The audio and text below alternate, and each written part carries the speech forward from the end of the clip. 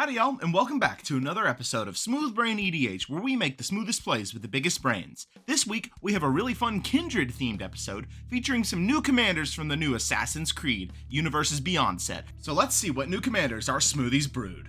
First up is Caden, who's playing the Dragon. You know them, you love them. This Wooburg Dragon commander helps reduce the cost of dragons in the early game, while also being a huge late-game haymaker to close out games. Next up is Matt, who built Edward Kenway. Matt built this deck to be Kindred Pirates, taking advantage of Edward Kenway's triggered ability to ramp big and cast even more big pirates. Our third player today is Chandler, playing his Gishath list. I lovingly call this deck Oonga Boonga Dinosaurs, but for a more nuanced description, Chandler's looking to use Gishath's damage trigger to overwhelm his opponents with dinosaurs. Last up is Sam, playing Altair Ibn-La'Ahad. Sam built Kindred Assassins and wants to fill his graveyard with them to take advantage of his commander's triggered ability and generate tons of value. We're about to get to the game, but before that, like and let us know down in the comments which commander you're rooting for. Links to our socials and deck lists are also in the description down below. Our channel is partnered with Dragon Shield, so if you're looking to pick up any new sleeves or Magic-related product, check out the affiliate link down in the description below. Use our code at checkout, SMOOTH5, for 5% off your entire order. We're also partnered with Inked Gaming. Check out the affiliate link down below if you want to pick up any custom playmats. Now, on to the video. It looks like Matt wins the die roll. He'll start off by playing and fetching with a Bloodstained Mire, and this will find him under City Sewers. He'll Surveil one to the top and then pass to Chandler, who plays a Jetmir's Garden and passes to Sam, who plays a tapped Godless Shrine, then he'll pass to Caden, who will play a Windswept Teeth and then pass to Matt. Matt plays Secluded Courtyard on Pirate, and he'll tap it for a colorless to cast the Soul Ring he surveilled to the top. He'll then tap the Soul Ring for a Felwar Stone, and then pass to Chandler. And Chandler plays a basic Forest, and then he'll cast Farseek. He goes and finds a tapped Stomping Ground, and Caden decides to go ahead and fetch for a Ketria Triumph while Chandler's searching. We'll now move to Sam's turn, where he starts off with a basic Plains. Then he'll tap for 2 and cast his Talisman of Indulgence. Then the turn is passed to Caden, where he'll start off with Volcanic Island, then he taps for 2 and casts Corlessa, and then he'll pass to Matt. Matt will start off with a Strip Mine, then he'll tap for 5 and cast Edward Kenway. Then the turn is passed to Chandler, who starts off with a basic Plains, then he'll tap for 3 and cast Hunting Velociraptors. The turn is then passed to Sam, and he'll start off with a Bloodstained Mire as land for turn. He'll then tap for 3 and cast Altair Ibn-La'Ahad, and he will take one to his Talisman.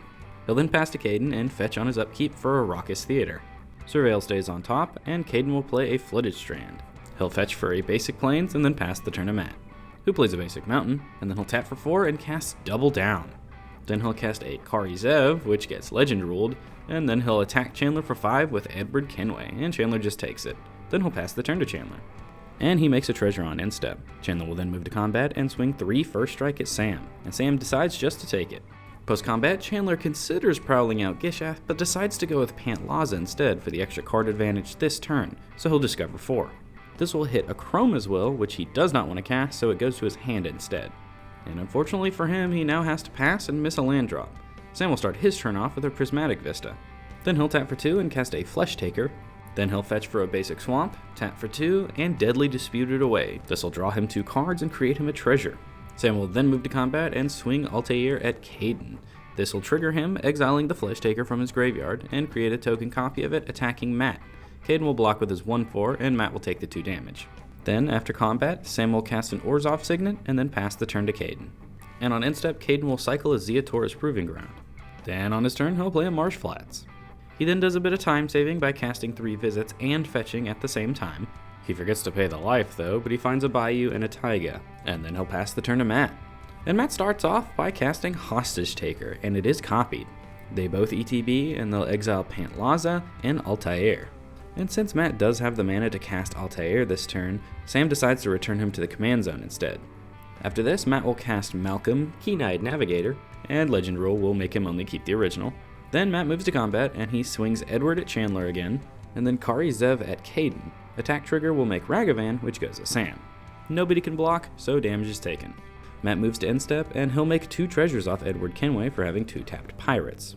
Chandler decides to respond to these triggers with a Path to Exile to get Pantlaza back. Matt tutors the Swamp off this, and Chandler will discover 4. It's a Teferi's Protection, which he also doesn't want to cast, so it goes to hand again. We'll then move to Chandler's turn, where he moves to combat.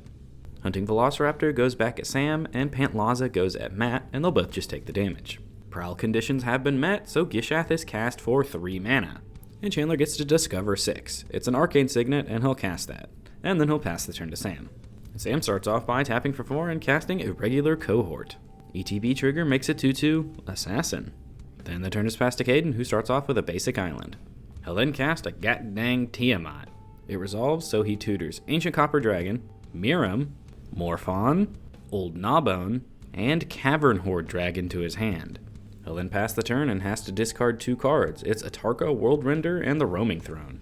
The turn is then passed to Matt, and he starts off with a Coercive Recruiter, and it copies. When the first one resolves, he steals Gishath. When the second one resolves, it gets 2 triggers now, which steals Tiamat and Pantlaza.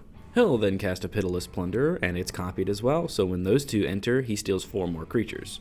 Well, there's only 4 creatures left to steal, so he gets everything on the board. Then he'll move to combat. Caden's creatures go at Caden. Then Edward, Pantlaza, and Hunting Velociraptor goes at Chandler. Gishath goes at Sam. Then Kari Zev, the 2 Changelings, and the Ragavan token will go at Caden as well. And nobody has any blocks, so Chandler will take 12, Sam takes 7 Commander, and Caden will take 15. There is technically a Gishath trigger, so 7 cards get put on the bottom of Matt's library. 3 treasures are also made by Malcolm. Then when he passes the turn on end step, Edward Kenway sees 8 tapped pirates, because the recruiter makes them pirates as well. So Matt makes 8 more treasures. And since that was on end step, let's move to Chandler's turn now, where he decides Matt needs to get bonked big for his crimes. So he taps for 4 and casts Akroma's Will, choosing both modes. There's no responses around the table, so it resolves. So Chandler's creatures gain Flying, Vigilance, Double Strike, Lifelink Indestructible, and Pro all colors until end of turn. They are then all swung at Matt, who cannot block them. He takes a total of 28 damage.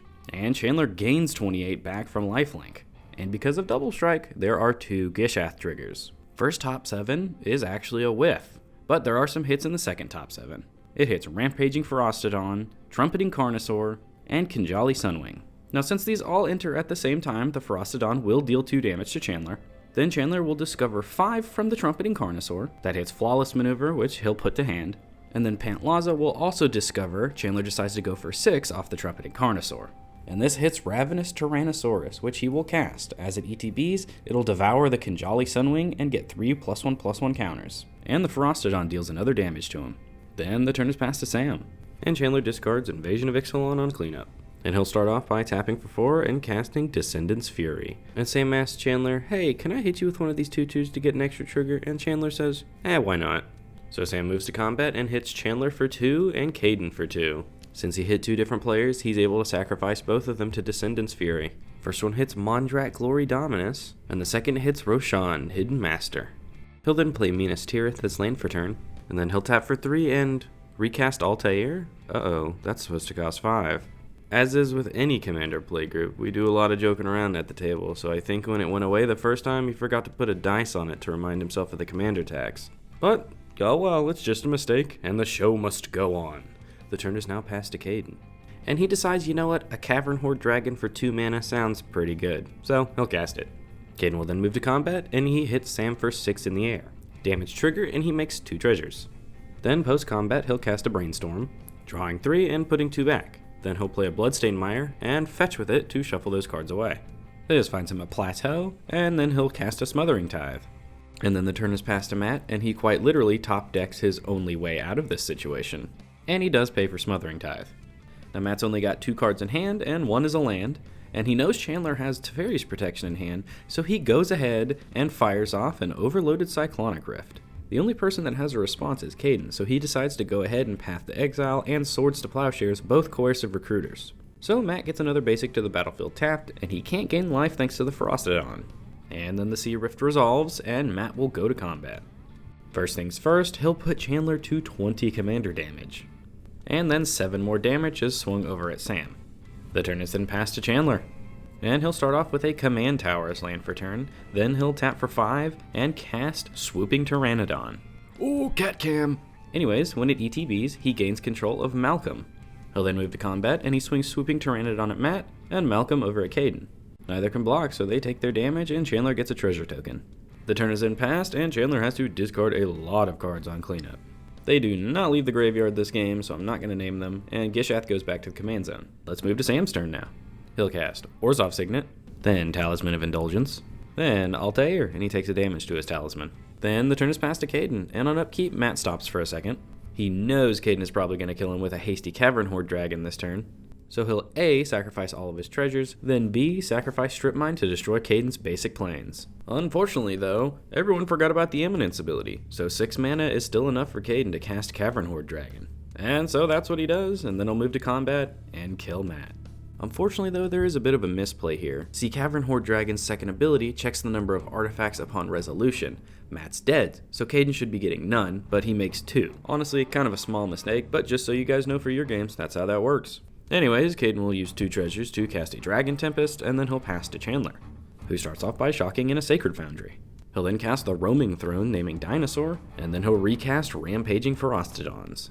After this, he'll move to combat and swing for 3 at Caden in the air, who just takes it, and then the turn is passed to Sam, who starts off with a Soul Ring. Sam then looks at the board and sees he's pretty much dead this game no matter what, so he decides to go out on his own terms. He'll cast Mondrak and take 2 damage now. Then he'll move to combat and swing Altair at Caden, and when he attacks, he'll make a token of something in the graveyard, and he'll take another 2 damage and die. Welcome to the 1v1 between giant lizards and giant lizards with wings. We'll then move to Caden's turn, where he'll just slam Old Gnawbone. Dragon Tempest will trigger, giving it haste, and then he'll do 2 damage to Chandler. Chandler is then smacked for 13 damage, and Caden will make 13 treasures off Gnawbone and 1 off Cavern Horde Dragon. He'll then recast his Smothering Tithe, and then he drops Morphon. Dragon Tempest will bolt Chandler's face, and thanks to Morphon, he casts Tiamat. Dragon Tempest will kill Swooping Pteranodon. ETB trigger will get him Intet the Dreamer, Terror of the Peaks, Balefire Dragon, Goldspan Dragon, and Scourge of the Throne. He'll then recast Corlessa, ETB, this time Dragon Tempest will kill the Rampaging Ferostodon. The turn is then passed to Chandler, and he'll just recast Hunting Velociraptor. Oh yeah, Chandler doesn't pay the 2, and then the turn is passed to Caden. Caden knows Chandler's got that Teferi's protection, so he'll just cast the Dragon to get a bunch of attack triggers this turn. There is also Dragon Tempest trigger for 6. Caden will point the 6 damage at Hunting Velociraptor. Chandler will then tap for 3 and cast a, Deflecting Swat. Dragon Tempest does say player or creature, so Chandler changes that 6 damage to Caden's face. And Caden has no responses, so he is dealt 6 damage, which out of nowhere makes Chandler the winner. Congratulations. Well, welcome to the end of the video. I'm just gonna say it outright right now. That's probably the first time I've seen a Deflecting Swat hard cast in over a year. And one of the few times I've seen a SWAT used to win a game. Anyways, why don't you let us know what you guys thought down in the comments below. And while you're there, don't forget to like and subscribe if you haven't already. Anyways, that's enough out of me. Hope you all have a smooth day.